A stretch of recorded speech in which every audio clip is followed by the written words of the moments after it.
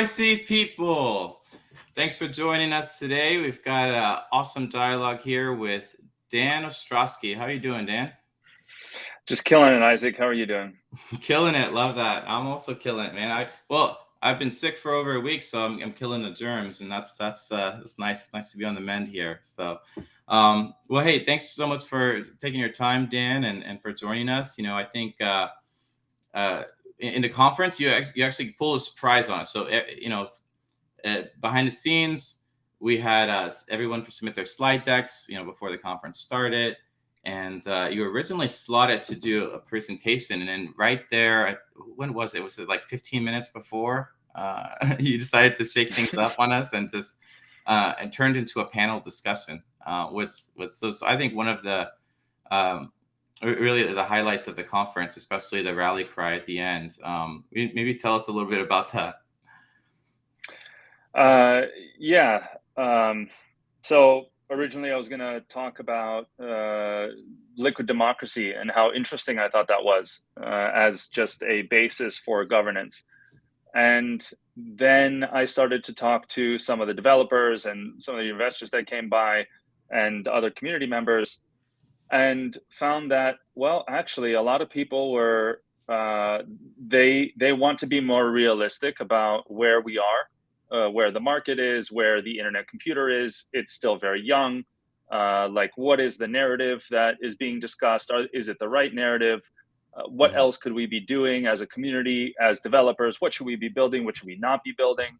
And I'm sitting there, like, listening to people come up to me and ask me these questions. And I thought, actually, there needs to be at least one discussion around those topics, that we can have out in the open and in public, because it is not only very interesting but also very helpful. And so I decided, well, okay, let's bring on two very intelligent people, Jordan Last and Reuven Heck, and just open this up to the audience so that they can not ask me these things in private, but out in public, and just talk about it all as a group. It is a community conference after all, so how do we move this forward? So I ended up doing that, and I think you kicked it off that way right now, because we're doing it again here. Yeah. So instead of showing the video, we're just going to get into conversation. But yeah, I'll kick that back over to you. Yeah. So you've done it once again. We were going to show the recording of the conference panel, but really, I like the spirit of what you hit on, which is, I felt the same. A lot of the conversations that I was having with key individuals in the ecosystem at the conference, where I felt like this is the kind of stuff that needs to be done in public, that needs to be discussed openly with the rest of the community, and that's where a lot of the value was. So for this conversation, we're gonna be publishing the panel a little bit later today on YouTube. But for the live stream, Dan has requested that we kind of just continue the dialogue, right? Because it's all about an ongoing, open community discussion for pragmatically facing the problems that of growing our tech, this tech that we all love, and like helping it reach the potential that we all see for it having. So yeah, I guess to spark that off, I mean, a lot of builders right now are really struggling in the bear market. In one of my previous discussions 2 weeks ago with Mike Swartz from Origin, he was talking about how we're in the trough of disillusionment, and the next upswing really happens with actual product market fit and value production, right? So it's like this is the low spot before we actually find Web3's real world use case that needs to happen first for it to go back up. I mean, how have you been facing within NFID your challenges within this bear market? Like, how's it been for you all, and what are your thoughts along that about what's challenging about this bear market? Yeah, good question. So I think in general, what we had been expecting and how we'd been moving forward was the assumption that that what it really doesn't matter kind of what wallets do. They have one purpose: it's securing private keys. And it would be better if wallets were easier to onboard to and then use with other applications. But ultimately, it is most useful what you can do with that private key, what you can sign across different blockchain networks, what smart contracts are able to do with locking up tokens or providing you with that value. So our approach up until recently has been just make it really easy for applications to onboard more users. And so we've done that for the internet computer, but now there are just a lot more challenges on the internet computer that, as we've raised our heads, have started to come across.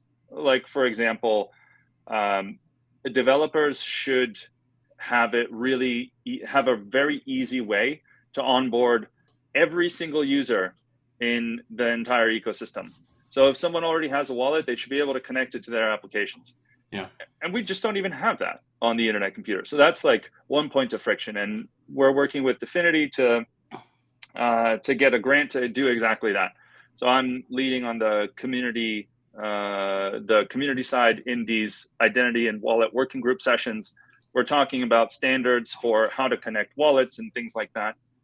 So one challenge has been even just pushing those standards forward to completion and then to adoption. But until then, we still need some way that developers can come in and really quickly spin up their own smart contract canisters, develop applications, and then onboard users. And there are parts of that that are a lot easier. So Dfinity has made it, every release has made it much easier to spin up a canister, to work with whatever developers need. But then when it comes to authenticating other wallets, there's still this gap that needs to be filled that I'm hoping we can just come in and fill. But I mean, like, as far as other challenges for us, it's really just like when will we get that product market fit, because that's for other applications, because that's what we've been waiting for. And that's really the challenge with Web3. It's like you can't just decentralize a Web2 application, call it a day. It's a lot more than that. What is the value of it? What problem does that solve? And they're really hard questions. And there are many other networks that are happy to tell you they have a solution for that. If you deploy your smart contract to Ethereum, you get high security, high decentralization. And then there's this question: when you deploy a contract to the internet computer, what is it that you get, and what's the trade-off? And that's the part that I think we need to have a deeper conversation about. What is the internet computer uniquely positioned to do that other networks cannot do, that we can really tap into and help other developers in the broader market understand succinctly, so that they can come in and say, oh yeah, great, I will use the internet computer because that is the best tool to solve the problem that I want to be solving. As an example, Dfinity built out threshold DCSA and signatures and like Bitcoin integration. Bitcoin doesn't have a layer 2. Internet computer is a perfect layer 2 for Bitcoin, assuming you're okay with some of these trust assumptions, namely that there are 13 nodes and you can't, like, it's a bit harder to do some verification and validation. But what the internet computer is great at is minimizing the trust assumptions with such a small amount of nodes and increasing the throughput, decreasing the latency, and building out a legitimately useful layer 2 for Bitcoin. So yeah, I mean, I think the challenges for NFID through this bear market are also the challenges for anyone else in the bear market, and even more so challenges for the internet computer because it's such a young network. Yeah, I think a lot of the difficulty in explaining the internet computer it's part of it's on our ecosystem's end. I think we maybe use words that are confusing to others, and we're all a bunch of nerds in tech, and we love this stuff, so we're very familiar with it. And so I think like canister trips people up and things like that. But I think a large part of it is everyone's coming from it like in more of an EVM mindset, right? And it's hard to evaluate what the internet computer is from that paradigm, like the EVM paradigm. That's why a lot of times when I describe it as a decentralized cloud, which is not necessarily like most other L1s that are non-EVM based are trying to do what the Ethereum does, but better. What I see is the internet computer almost does something that's it's more like supplemental. It's a different type of network. It's a whole different design goal, right? Like ironically, it doesn't seem as single-minded as what the word is, internet computer, right? Like a computer is like it's like a shared global computer. That's kind of what the Ethereum is, which is both its strength with public verifiability and immutability, but also its weakness, which is like low throughput and expensive to use. It's about as expensive and feasible to use as you imagine several 100,000 people trying to use the same computer would be. Whereas, with the internet computer, you've got this decentralized cloud. So all the AWS components, or at least a lot of them, can be replaced finally. And then, I think one key thing that I feel is unique is key custodianship. The fact that we have a network that can generate and use a private key that no human gets access to, which does enable like cross-chain things, like Bitcoin L2 features. But I feel like there's got to be more use cases in the world for that type of tech beyond just that. Scoping down a bit to your point, though, you're talking about just the difficulty of launching an application on the internet computer with just like strong wallet support, right? I specifically faced this a couple of weeks ago when I was making a beacon for Intagle. It's a physical beacon that you scan in person with your phone, and it mints an NFT, and you can only mint one NFT, and it proves that you were physically at this location, that you could mint it.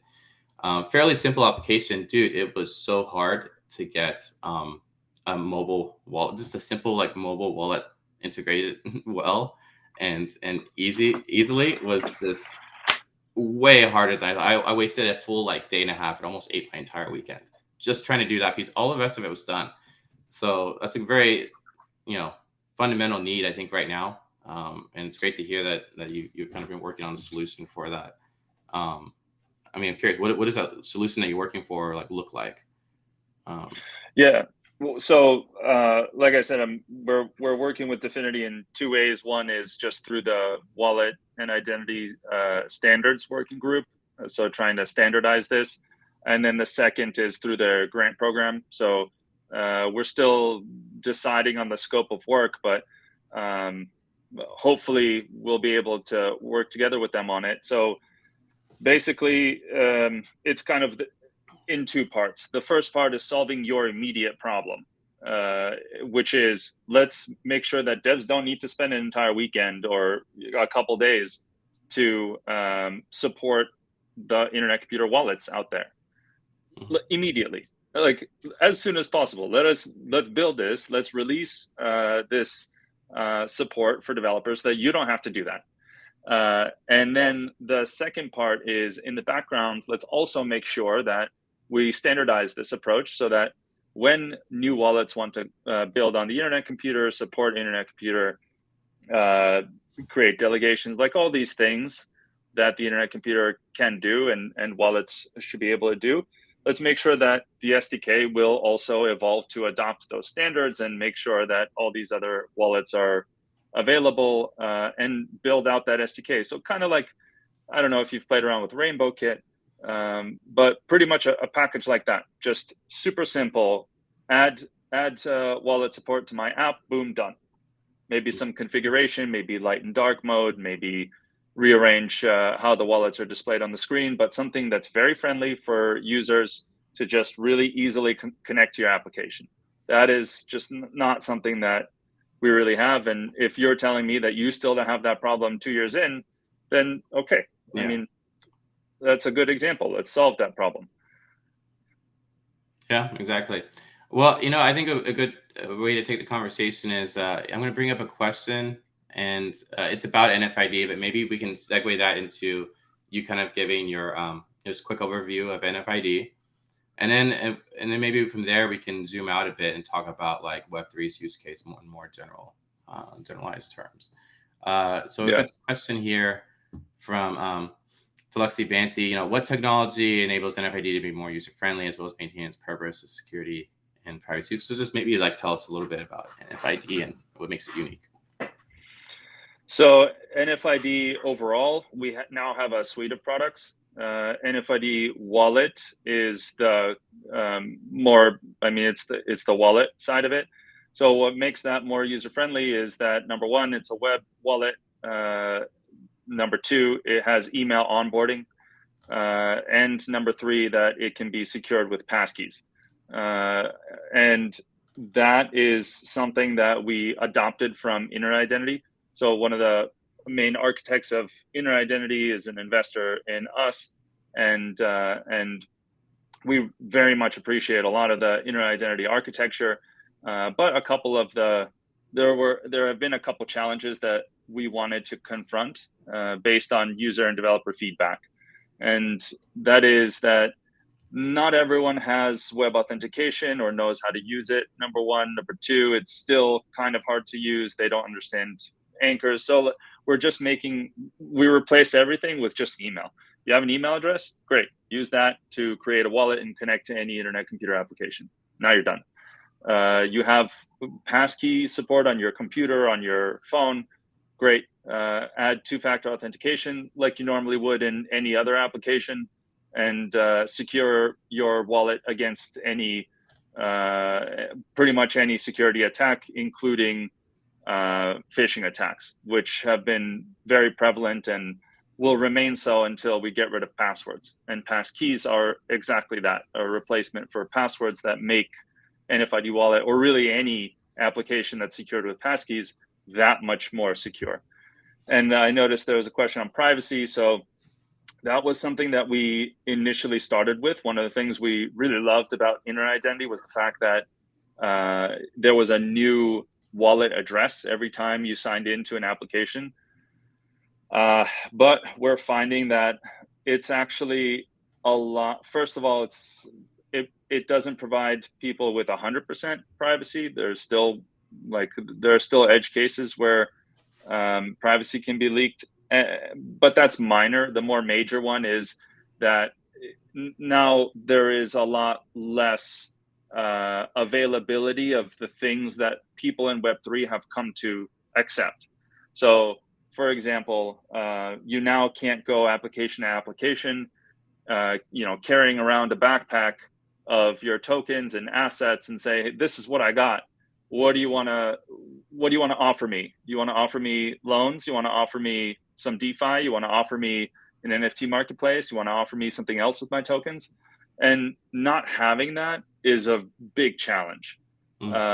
So that's kind of the trade-off right now. And across the ecosystem, there's a lot of work being done on privacy and ZK proof, so that even transactions from the same wallet can be masked, and the addresses can be masked so that you do have that privacy. So anyway, privacy is just a much, much bigger problem than simply signing into applications with different wallet addresses. Yeah. And, from the time I've known you, you've always been very passionate about identity. And, I think we've even talked publicly before about just, this digital landscape is always more and more important, and having that control over your digital identity, similar to how you have your control over your physical identity in real life, is becoming more and more important. And that's led you to do what you build what you built and do what you do on the internet computer. I think that within Web3, it's a lot of people who are passionate about what Web3 stands for, who go in building on it, and what makes art like Web3 itself different is both a technology and a movement combined, right? But that's also what makes the difficulty of finding a real world use case. All of Web3 is so internalized. Like most Web3 projects are only sell to other Web3 nerds, and the most money just is cycled around between different VCs, different projects, different users within our little bubble.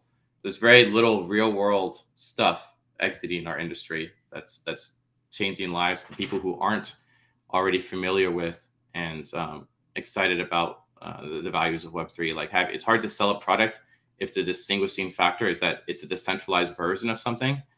If the audience doesn't care about decentralization, you don't see the value of it. Now you have this whole education barrier you've got to get past, which can honestly cause more distractions and everything else. I mean, the fact of like take social. The reason it's so hard for social projects on Web3 to take off is because the vast majority of users on the web just don't care enough about certain like things like data autonomy and decentralized social enough, right? We need to have a use case where somebody who doesn't care about Web3 gets more value out of that use case than any of the Web2 alternatives, and you don't have to really care or even know that Web3 is behind powering it. They just know that it provides the value that they want, right? But the problem is our industry, it's a lot of passionate people who care about something, but we're all so early, right? And the rest of the world's going to take time to catch up. So Web3, I mean, I still feel like Web3, we've got a couple really cool, unique financial instruments that don't exist in Web2 that have been created, like flash loans or zero interest lending. Like those are really cool things that are kind of unique that we've added to the world. But other than that, there's really not a lot that impacts the world that's outside of our little bubble, like our Web3 industry bubble. I mean, how do you feel about that? Like, what do you think are the contributing factors, or maybe like this has to change, right? Because the industry can't go on like this. You were saying earlier before we got on that this is not a normal bear market. It's a bear market because we're not doing useful stuff yet, right? As an industry. Yeah, exactly. My response is going to be, because that's why we're in a bear market. Like we are in a bear market because there's a lot of expectation on this technology and not a lot of reality, like realistic outcomes that have come out of it yet. But I just want to highlight DeFi is a major innovation. That is a very significant innovation. That is amazing. And the early part is like the fact that this technology exists and we haven't yet productized it. So just like HTTP came into existence, people knew that there would be websites and so built browsers. But then when asked, like I think Mark Andreessen famously was asked, well, what will I be able to do on these websites? And Mark Andreessen's like, I don't know, stuff. And that's like probably where we are now, that now we have this new technology. There are smart contracts. Different networks have different smart contract like features. So some smart contracts are very like totally immutable. They require consensus across the entire network, like Ethereum, and are slow as a result. Other smart contracts are very fast, can store arbitrary logic, are really cheap to deploy and cheap to use, and have a 13 node replication factor, which is still 13 times as much as Amazon, and still have other properties, and that's the internet computer. And so it's like you have all these different networks with all these different trade-offs. What are you going to build with those tools? And that's an open question still. So I don't know. I think DeFi for sure. That's been pretty clear. I think NFTs are also in that camp. It's very clear that they're very powerful instruments and tools that could be used to build who knows what. But the fact that you can wrap something in this token and then trade it around however you wish is a very powerful feature of this technology. And so for now most we people, just it's not yet a value proposition, right? How do we span that gap? Yeah, but that also depends. Like, if anyone, it totally depends. A lot of people don't have issues with ticket scalpers. Like a lot of people are happy to buy a ticket on Ticketmaster or somewhere and they don't go to the venue outside a ballpark stadium and buy a ticket from a scalper. And what you don't know is whether that ticket is actually valid or not. So obviously you can imagine replacing that with an NFT and being able to verify that immediately. And that's available, but it's like not really being adopted for whatever reason. So we need to figure out why that is and if it's even an appropriate use case for that technology. I think I deviated from your question a bit. No. I mean, that's kind of it. I mean, that's all kind of the point. I think you'd asked earlier, like what's ICP's value proposition, and in my mind, it is that we're able to offer decentralized applications that look and feel very similar to the Web2 user experience that people are used to. So like when you're working with an Ethereum dApp, you have to have all this prior knowledge of like, like how do these wallets work, and like what's a seed phrase, and why do I got to keep it safe? And then you have to these extensions that plug in, and you have to pay money for every single transaction. There's just a lot of barriers. It's a whole different internet experience, right? We're used to just click through and things just work. You don't have to pay for every single transaction. So like I don't think that the future of the web is going to be harder to use than the current web, right? And with the internet computer, we've had things like Discover, where it looks and feels like Reddit, like a normal social media platform. And because of NFID, you can log in with Google, and you log in with have Google login. So this removes barriers and makes it feel more native and seamless. Like I want a future where somebody can use Web3, receive value from it without even knowing they're on Web3, without having to be taught what decentralization is or why it's important, but like get value out of it that other Web2 products can't compete with. And I see the potential for ICP to play a role in that. And in my mind, that's where I see the value. I mean, where do you see the value in ICP? Or like we've danced around it, but like that's how I answer the question. How do you kind of answer the question of like what is ICP's unique part of this future web? It's a good question. I actually don't know if I have a good answer, and that's just because I think it requires a lot more brains to come in and try to figure that out. So like it has properties. How I think about it is that the internet computer has a certain amount of properties. Just because you can build an app that feels like Web 2 but is on Web 3 is not a value proposition in and of itself for me. So it's for example, when if you have $1 billion, are you going to care that something feels like Web 2?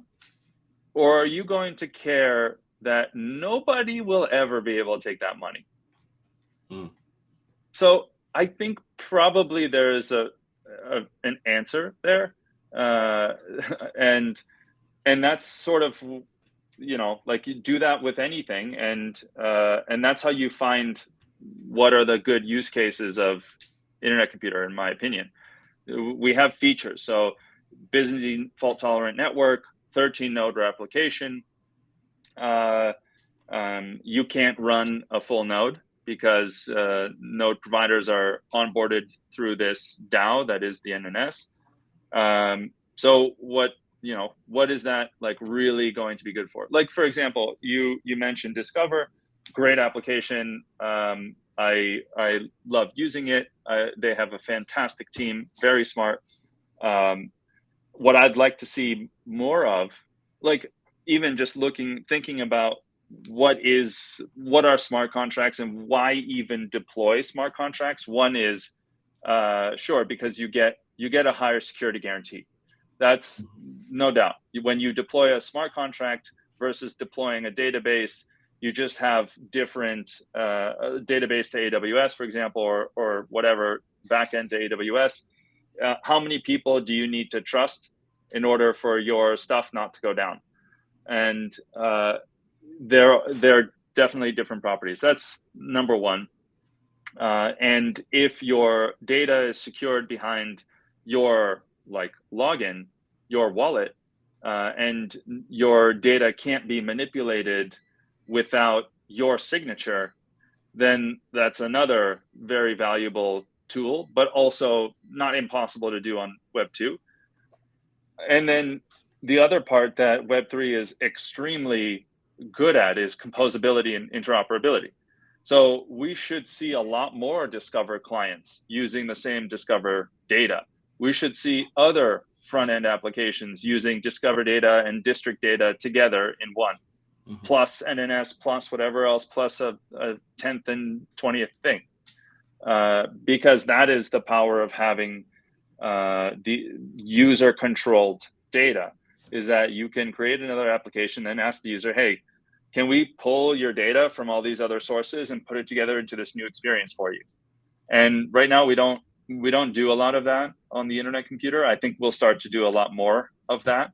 And in my opinion, one of the things that is blocking this is that developers don't even have sort of an on-ramp to even be able to request that from users. And that's why we need to have more wallets being able to log in as per this SDK that we're building out.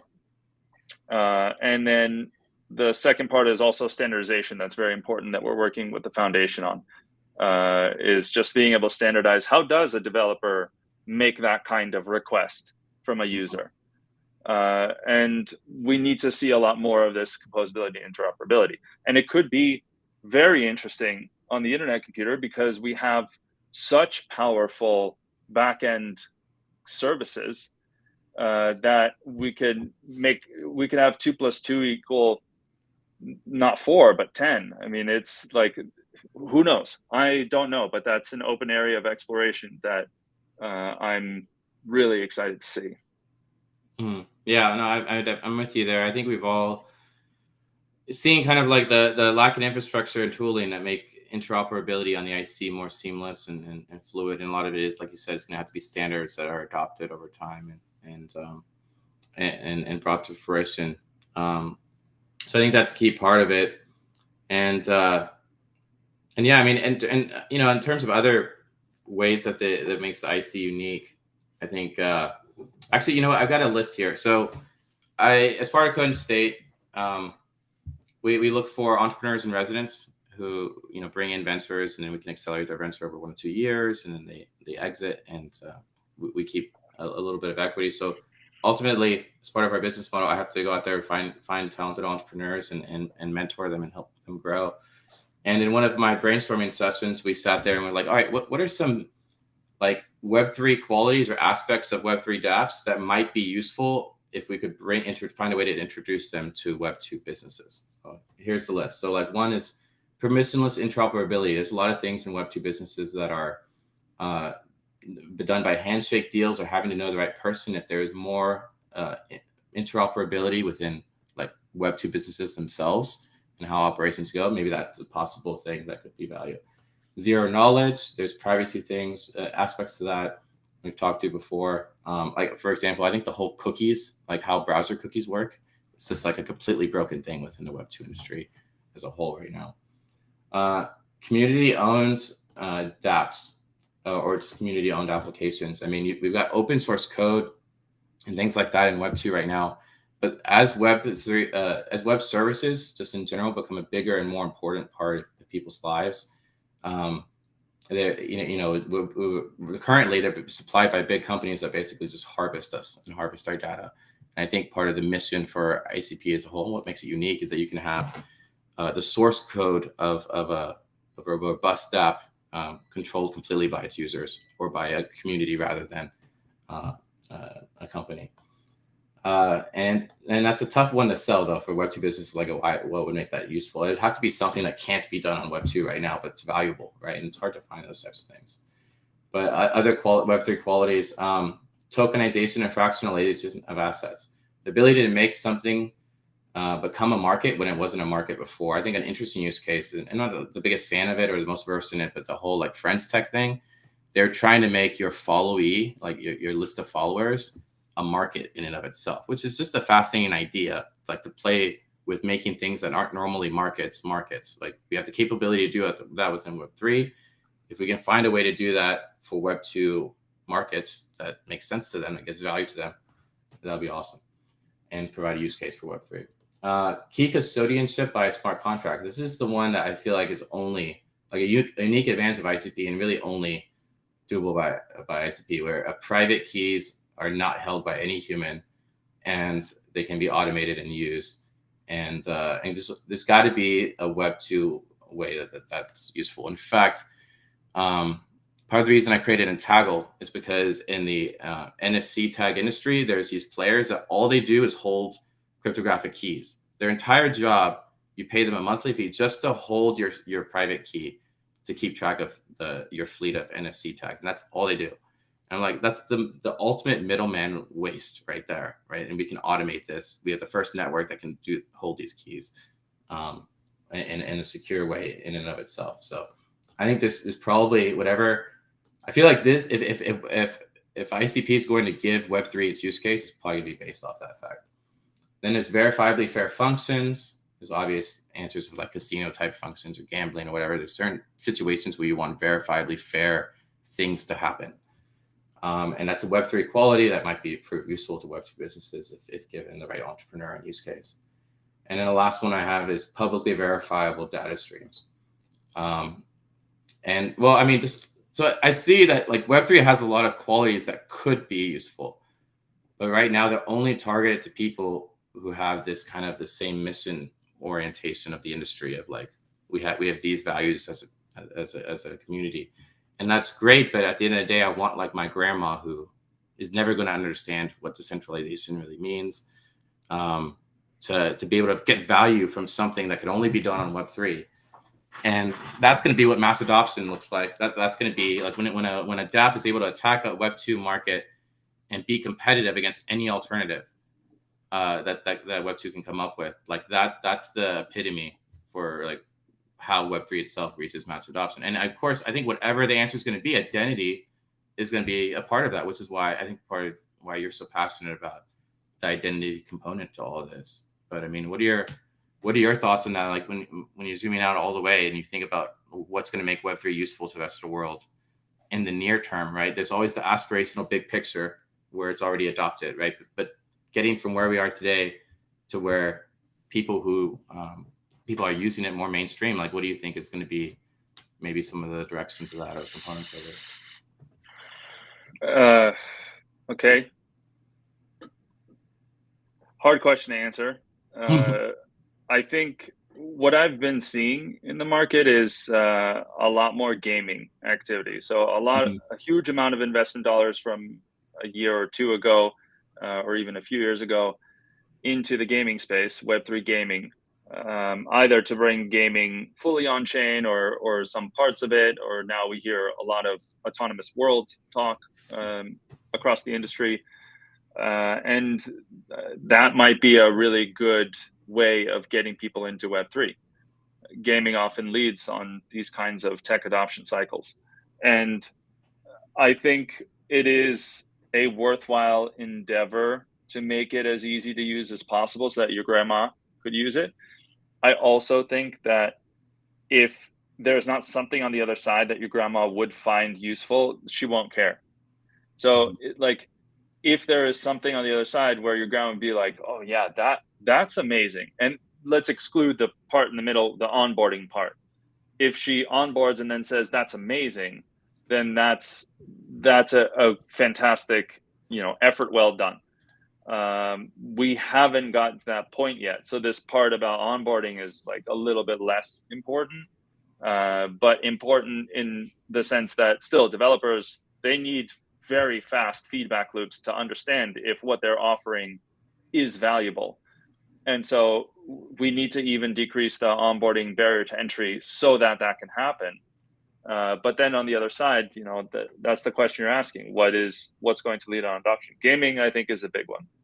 I think that's really interesting. The gaming market is massive.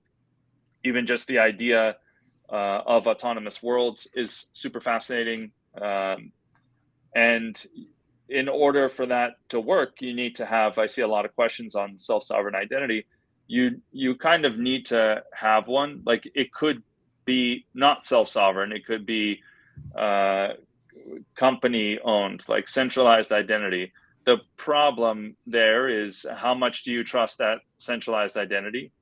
In most cases, people are totally comfortable uh, using their Google login or their Apple login. Like, for us, Mhm. we offered multiple different login approaches for a while, and 99 point something percent were Google. So it like most people don't really need this self-sovereign identity, but in some cases that's extremely important.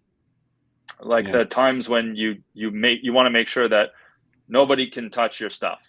And so that means money. A lot of that has to do with healthcare data or even government issued credentials. So I also see, like, who's working on self-sovereign identity, or how is it going to be adopted.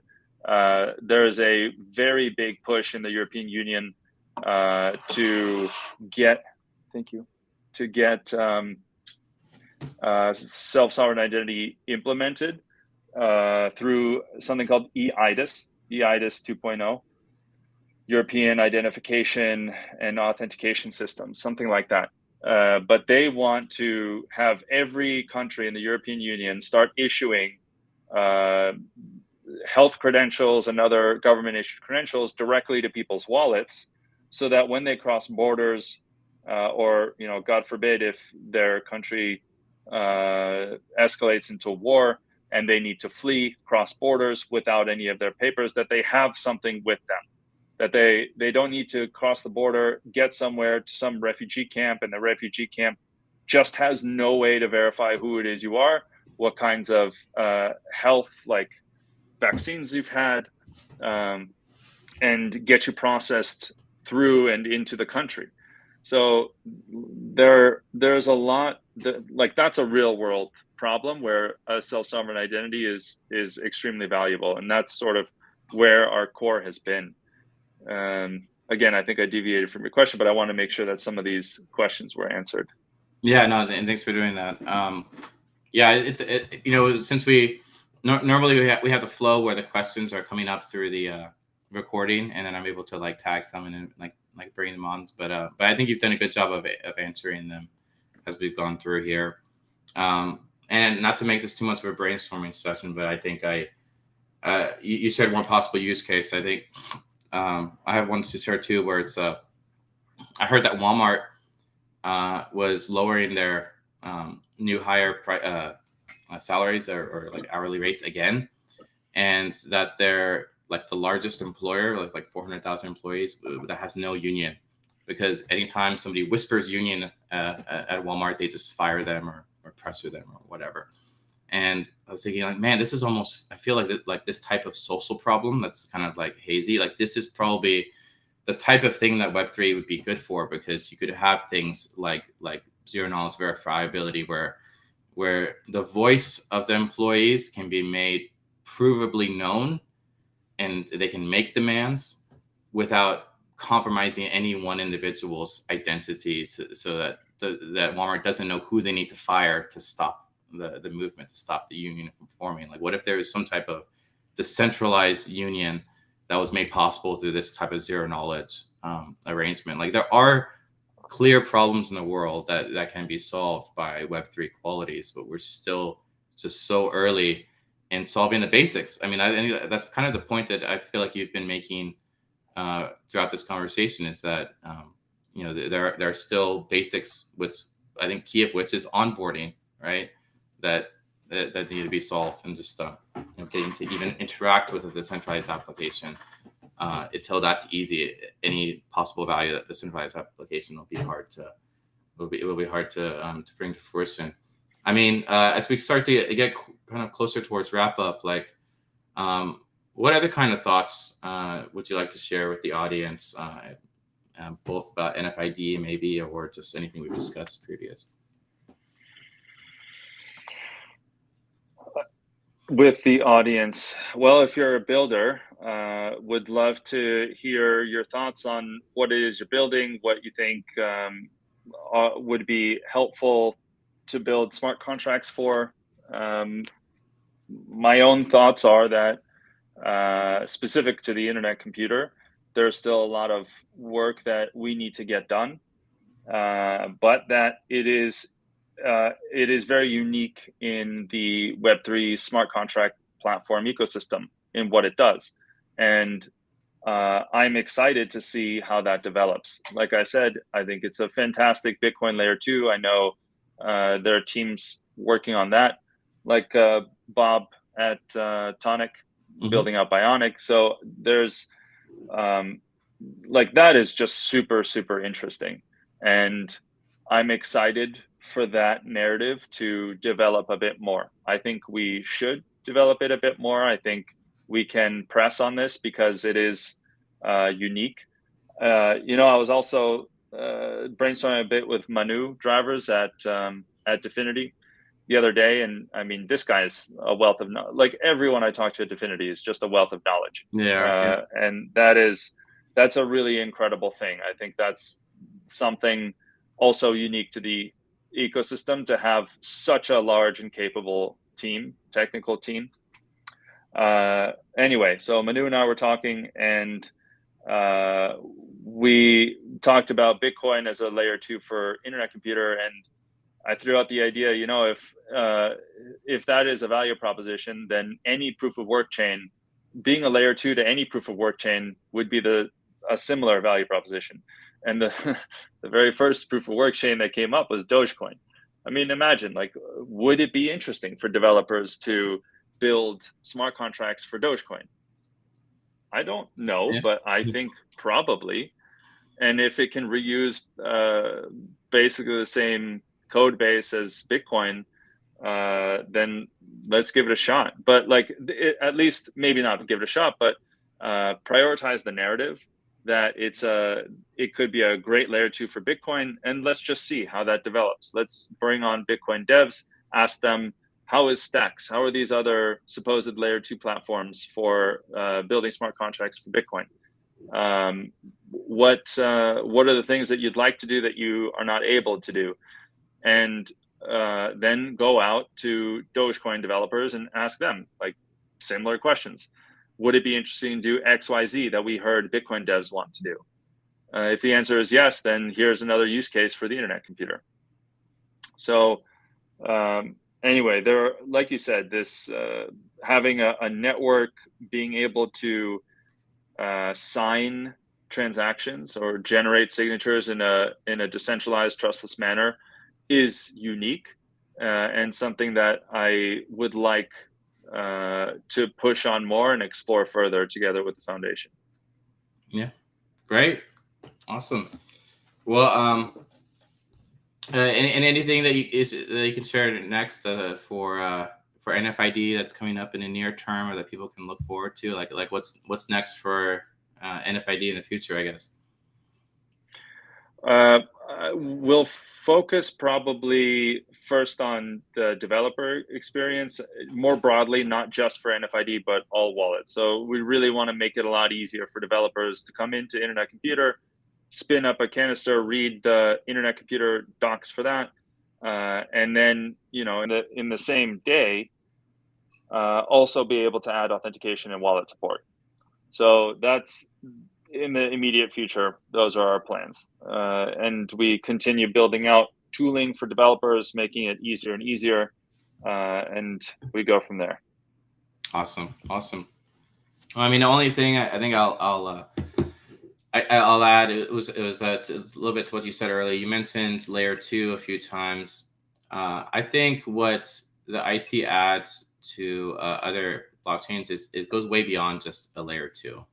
It's cross-chain centralized automation, and so an example of that is an idea I had literally just earlier today would be because our smart contract, because Canister is a user on an Ethereum or EVM chain, its address would be the same on Polygon or Phantom or Ethereum. Like it's got the same address across any EVMs, which is like, I don't know, there's like several hundred EVM chains at this point.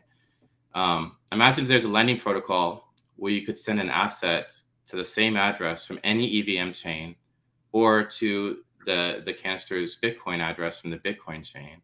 And you can receive back the collateralized stablecoin in whatever chain you choose. So basically an omni-chain seamless lending protocol. You can borrow against an asset on Ethereum and receive a stablecoin on Polygon, and have it all just be seamless like that. And it's I guess it's a different, possibly it could be considered a different flavor of bridge, but like those types of things are just not possible with something that's only an L2, right? I think that this, I get a strong feeling that hybrid dApps that take the best parts of what ICP is, which is very unique and distinct from the rest of Web3, and other chains that have strong user bases and really good public verifiability and immutability. These hybrid dApps are going to be an important step for the ecosystem as a whole. And so I've been talking to other players and encouraging, hybrid dApp tooling is what I've been calling it. And I think NFID has already been on that path. Accepting ECR20 tokens was great. Having the multi-chain features that you're adding. I mean, at the end of the day, like, I don't mind a multi-chain future. I just don't see it being on the front end, in front of the consumers, in front of the actual like the future internet. Like when people like when my kids are using the internet and it's Web3 and they don't even call it Web3 because it's just the internet now. Like if that future was to exist, I don't think that they're going to have to constantly be worrying about what chain. Like all that needs to be abstracted away from the user experience, because it's a pain even for the nerds. I mean, I still do some investing across Web3 right now, and it's always a pain to remember what did I do on this chain versus this chain, or all of that stuff. So, I think IC has the internet computer has the best chance of abstracting away some of these complexities to make it actually feasible. So, and I really appreciate the work that you've been doing to be part of that. I think it's very important. Thanks for the discussion and for taking the time and sharing your insights and your thoughts. For anyone who wants more info about NFID, you go to nfid.one. You'll see their website. It's a very straightforward product. It's a self-sovereign digital identity implemented, in my opinion, I think the best I've ever seen it implemented. Join us next week for Igor Illich. He's an OG in the Web3 from Consensus, and he's been very involved with he's ex-Affinity. He's been involved with the IC for quite a while as well. Lots of great insights that he has to share. That'll be next Thursday, the 5th at 5 p.m. CET. And for our ambassadors, we have our Zealy keyword, which is we all are gardeners. That will make sense once you see the recording coming out later from the conference talk that Dan had, the panel, which I definitely recommend going to check out. And with that, I've already cleared through the list. Make sure to like and follow everybody, and continue this discussion. I think this is an open exploration. Our industry itself is exploring how we can make the world a better place. I think what I love about Web3 is the passion people have for making a better, fairer world. And it's going to take all of us to have a hand in it. And Dan, thanks for the hand in that you've put in and the work you've put in towards this goal. And thanks everyone for joining. You have anything to say? Sign off, Dan? Thanks for having me. It was a pleasure speaking with you. And thank you, Code and State. All right. Well, let's get to it. Let's go build some cool stuff. Everyone out there, fight the FUD, stay bullish, and we'll see you later.